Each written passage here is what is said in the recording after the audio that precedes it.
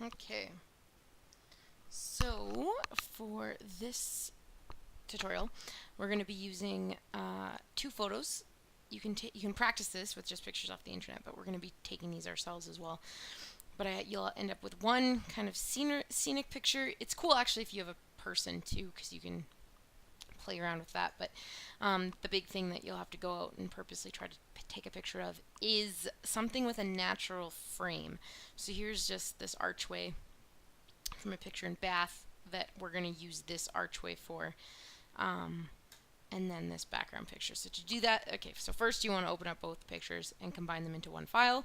So make sure that layer is unlocked, press and click it, and then let go of it once it's in this file. So you have them both pictures in one Photoshop file.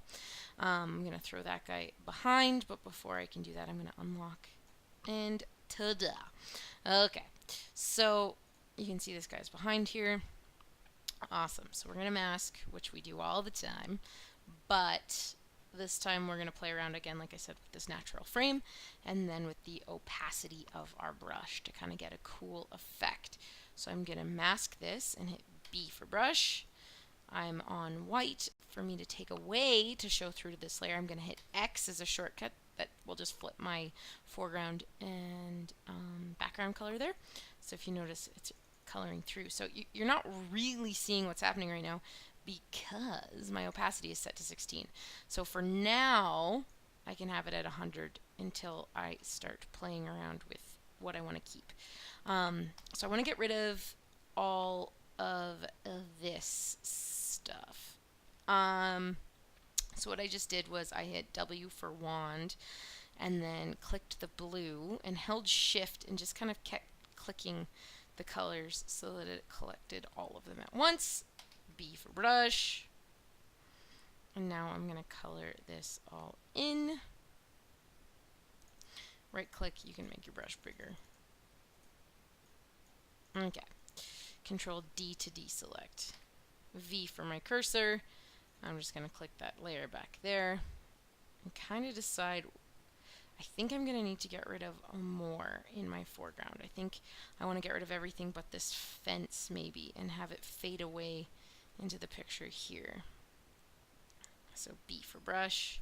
If I right click, hardness is like how hard that circle is. If you want it really fluffy, you make your hardness light. So if it's hard to see kind of what you're taking away and what you're adding, just hide that background layer there. Right click to get to that. I'm not 100% sure what I want to keep yet, but that is the joy of a mask. If you have some straight lines you want to get rid of, the lasso tool might be your friend, because why try to make straight lines if you don't have to? So the polygonal lasso tool just lets you click and make points like that. Then I'm going to hit B for brush, Control D to deselect. See, it's too fluffy. Right click, or it's just too big. I do kind of want like a fadey edge, but again, we'll see what we keep.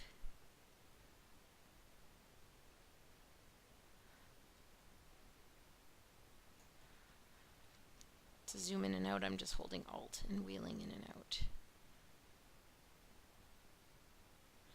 So to get a good edge on these things, I should just be using the polygonal lasso tool because they're all straight edges. Get the computer to do the hard work for you.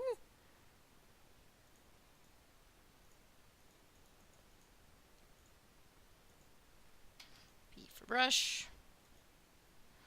Control D to deselect. We're just going to do this kind of quickly.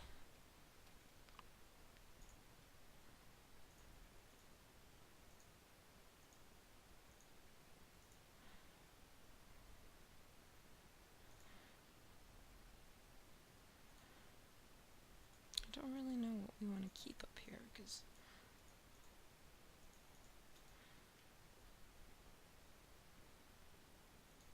B for brush.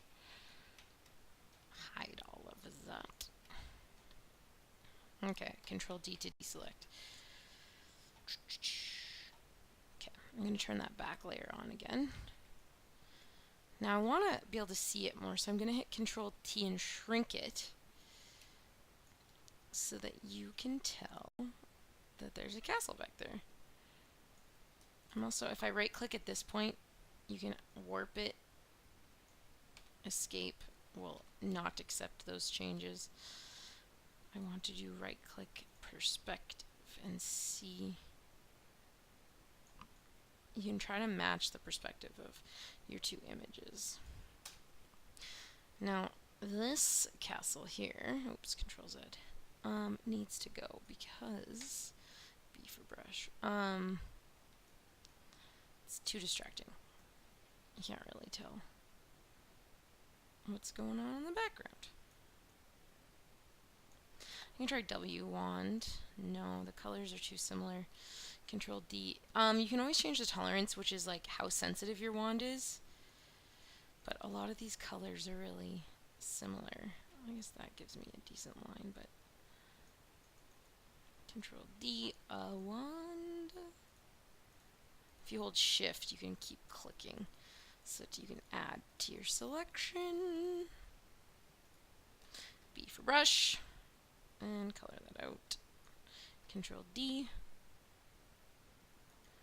So again, it'll depend on what you're masking, but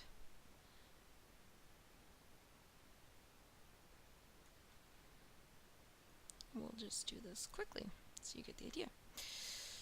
Okay, so it doesn't look real, and that's okay, but we do want it to look on purpose.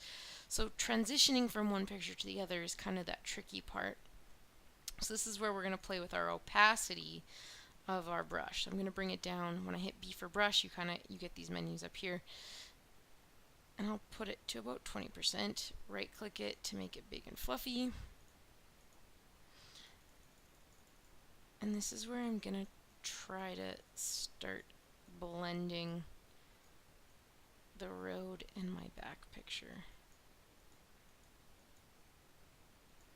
a little bit better. And again, if you screw up, you just hit X or go to your little switcheroo thing there and combine it. Or fix it. See, like, I don't think I like it. Well, I guess I don't mind that, but I think I want to keep that edge of the sidewalk.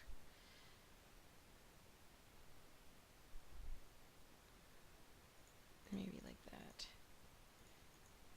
B for brush. X. Because I want to add that back. No, that looks silly too. I thought keeping that edge would be interesting. I don't. Okay, X.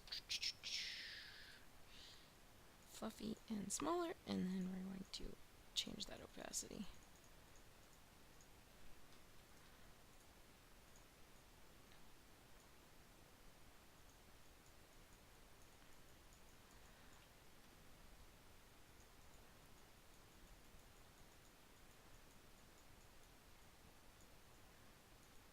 You can kind of play around and blend as you see fit.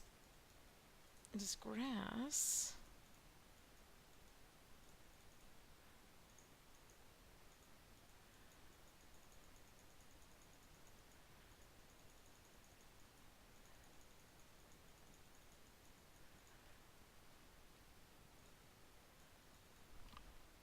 And kind of play like that.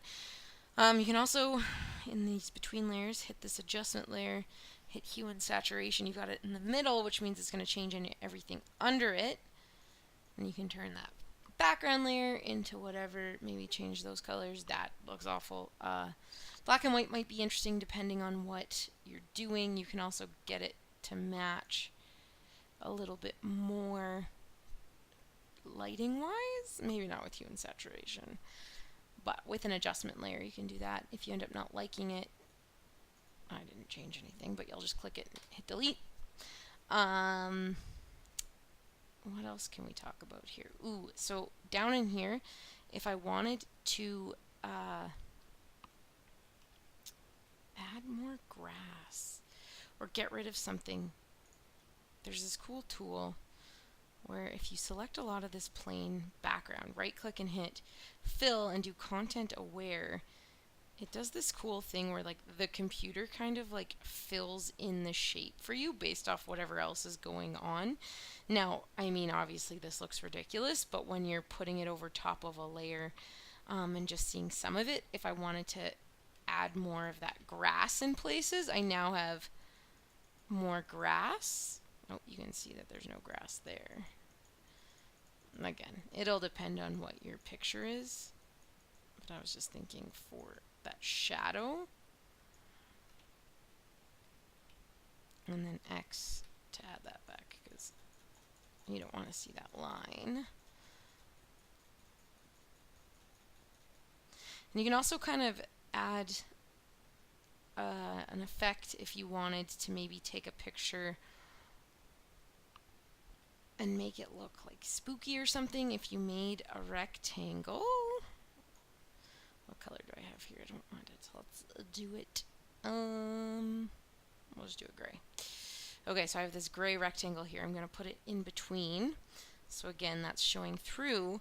But if you look here where it says normal, you can actually cycle through different blend modes. And blend modes, when you select one here, I can then hit down on my keyboard, like on my arrows, and it shows you different ways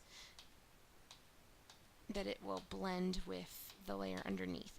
So sometimes it's neat too to put it on top of everything and make it look more unified. And it depends on the color, and you can do this with other pictures too. So if you wanted to get like a smoky sort of textured picture to put over top of it, it could then apply it to everything, kind of thing. But yeah, the blend modes are kind of neat as well when we're doing combination pictures. But yeah, so have fun.